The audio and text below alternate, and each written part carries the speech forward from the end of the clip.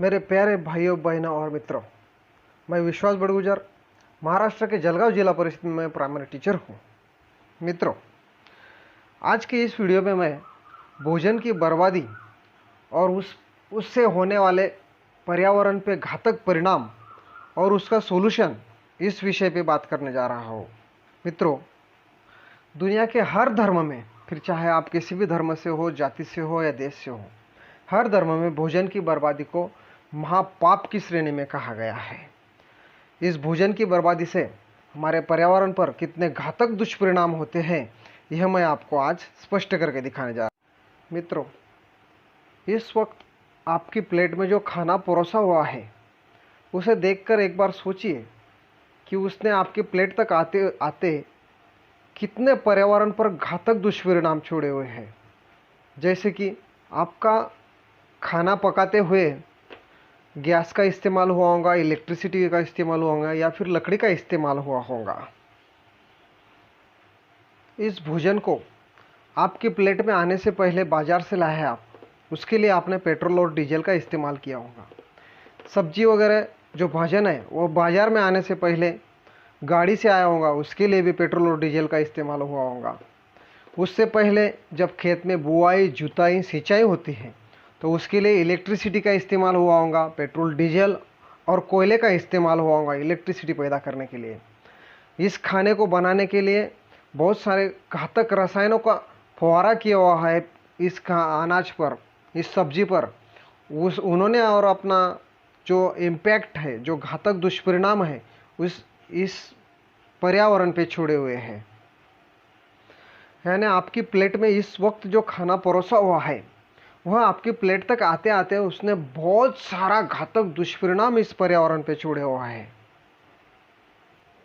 मित्रों, क्या आपको पता है इस धरती पर 71% पानी है और मात्र 29% जमीन है, और जो 31% पानी है वह सभी खारा है। जो पीने लायक पानी है वह मात्र 3% है और 97% पानी अपने पीने लायक नहीं है। यह जो 3% मीठा पानी है जो इंसान के पीने लायक है, उसमें से 70% का इस्तेमाल हमारे अनाज के उत्पाद में होता है।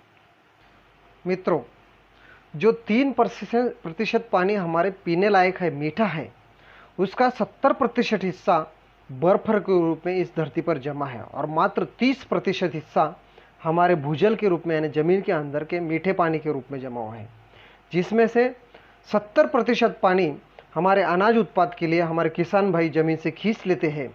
उससे बहुत सारी भूमि आज तक बंजर हो गई है और ज़मीन के बहुत सारे हिस्से में अभी भूजल में एक बूंद भी पानी शिल्लक नहीं है। मित्रों, क्या आपको पता है हम दुनिया में जितना अनाज यूज़ करते हैं, हम जितना अनाज पका तो उत्पादन करते हैं, उसमें से 40%, हाँ, तकरीबन 40% अनाज हम फेंक देते हैं। दोस्तों, हमारे फेंके हुए अनाज से न सिर्फ वायु का प्रदूषण होता है बल्कि पानी का भी प्रदूषण होता है और भूमि का भी प्रदूषण होता है। दोस्तों, हर व्यक्ति हर साल औसतन 100 किलो भोजन की बर्बादी करता है और हमारी दुनिया की अगर लोक संख्या देखी जाए तो वो है 770 करोड़। 770 करोड़ को गुना अगर अपन 100 से करते हैं तो उसका जवाब आता है 770 अब्ज किलोग्राम। इतना अनाज हम हर साल बर्बाद करते हैं। यानी कि हर व्यक्ति औसतन 100 किलोग्राम अनाज की बर्बादी करता है हर साल में।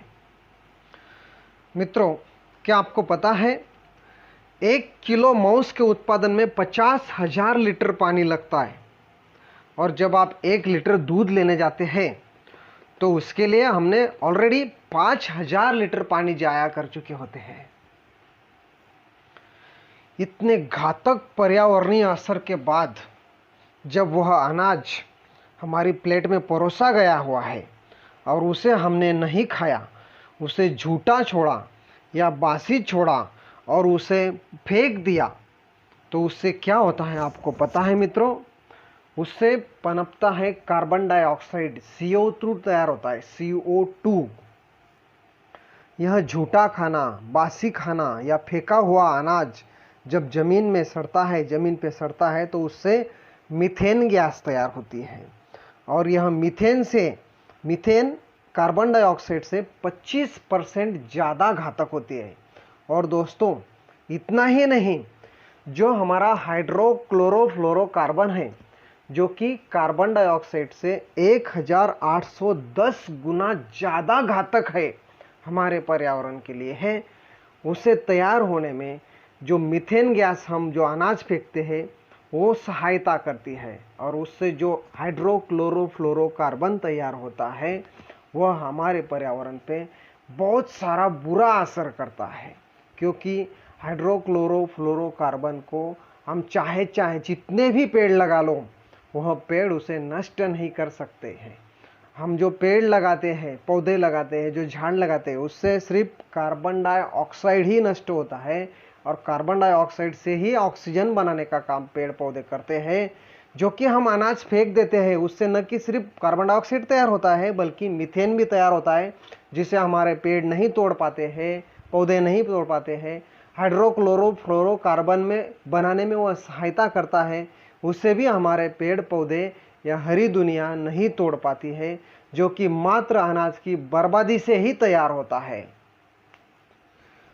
दोस्तों, यह हाइड्रोक्लोरोफ्लोरोकार्बन और मीथेन गैस वजन में काफ़ी बेहद हल्की होने की वजह से, और उसे पृथ्वी पर कोई तोड़ नहीं सकता, इसकी वजह से वह सीधे ऊपर चली जाती है पर्यावरण में और हमारी ओजोन लेयर पे घातक दुष्परिणाम करती है, जो कि ओजोन लेयर का क्षरीकरण करती है, ओजोन लेयर को तोड़ती है।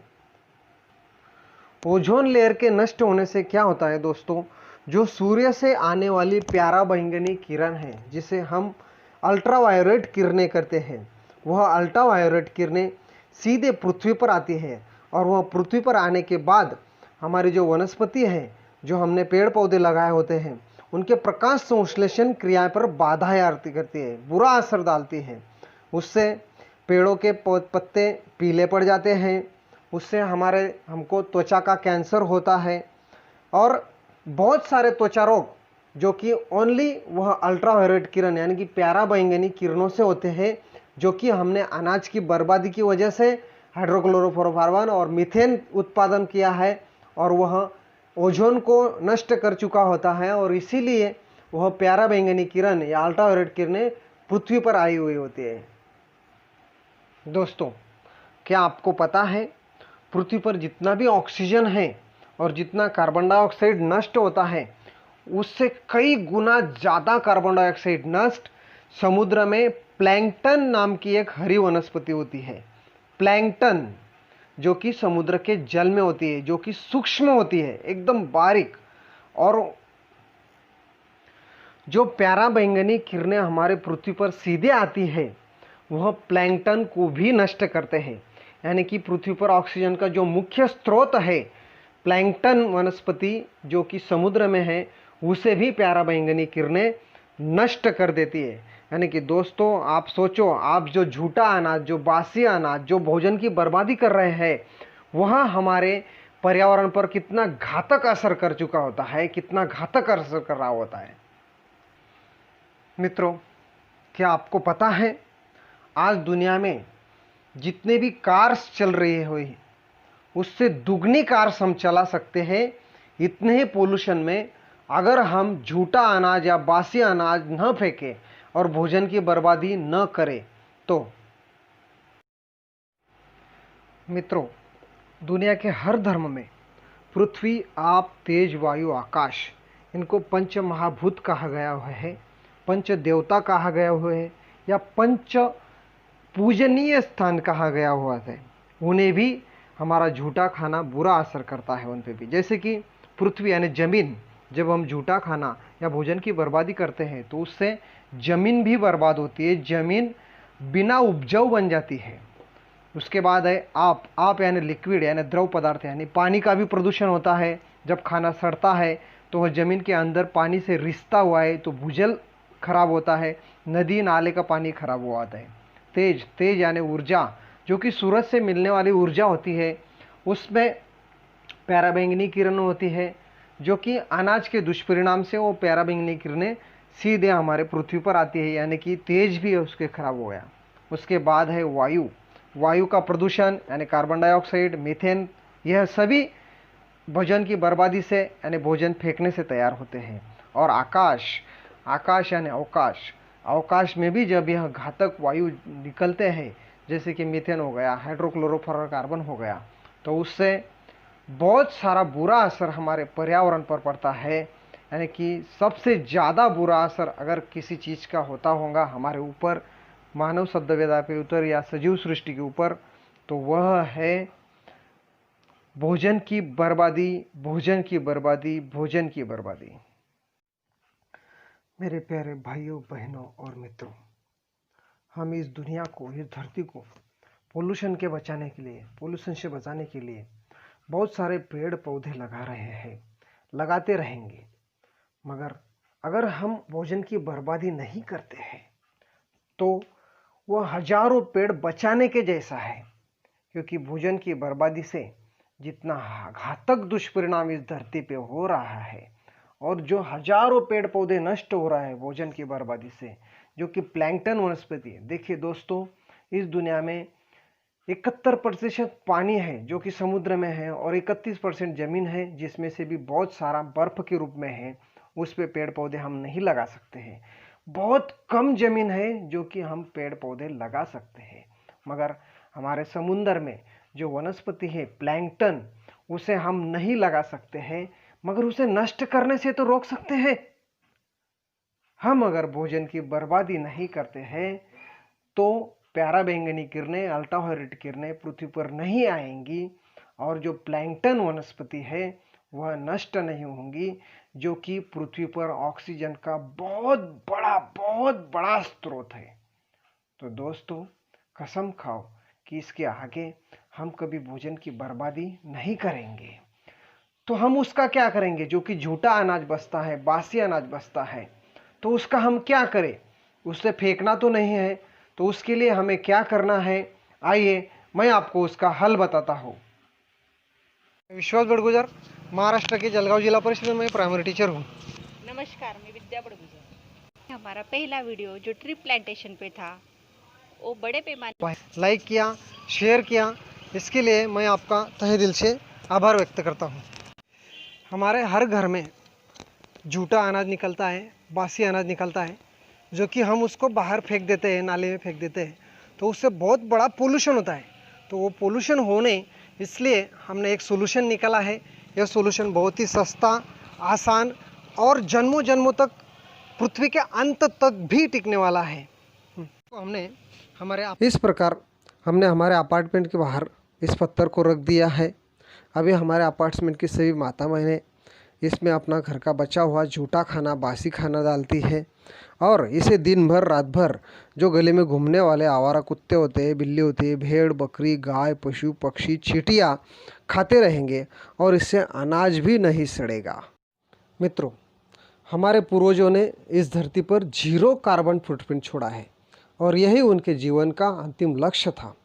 हमें भी इसी लक्ष्य को साध्य करना है। हमें भी मरने से पहले इस धरती पर 0 कार्बन फुटप्रिंट छोड़ के जाना है। कम से कम चीज़ों से जिंदगी गुजारने वाले लोग, यानी जिन्होंने कोई कार्बन फुटप्रिंट छोड़ा ही नहीं है, ऐसे लोगों के बीच में रहने का मौका मिला। इस पत्थर को हमारे घर के बाहर लगाना ही हजारों पेड़ पौधे लगाने जैसा कार्य है। आप चाहे किसी भी देश से हो, चाहे किसी भी धर्म से हो, जाति से हो, आपके बिहेवियर से अगर इस धरती पर पोल्यूशन हो रहा है तो वही सबसे बड़ा पाप है। मेरे अगले वीडियो में आप देखेंगे आज कोरोना की वजह से इस दुनिया में जो 5 लाख से ज़्यादा इंसानी मौतें हुई हैं, इसीलिए धरती पर प्रलय आया हुआ है। कहीं भूकंप के झटके महसूस हो रहे हैं, कहीं ज्वालामुखी का उद्रेक हो रहा है, कहीं ओले बरस रहे हैं, कहीं डगफुटी हो रही है, तो कहीं अकाल पड़ा हुआ है। इस प्रलय की आपदा से हमें और हमारी फैमिली को, हमारे बाल बच्चे को बचने के लिए क्या करना चाहिए, इसका सॉल्यूशन मैं हमारे अगले वीडियो में दूंगा। तो आप देखते रहिए ozone Ganesha foundation YouTube channel, आपने अभी तक हमारे चैनल को सब्सक्राइब नहीं किया होगा तो अभी सब्सक्राइब कीजिए, लाइक कीजिए, शेयर कीजिए। धन्यवाद।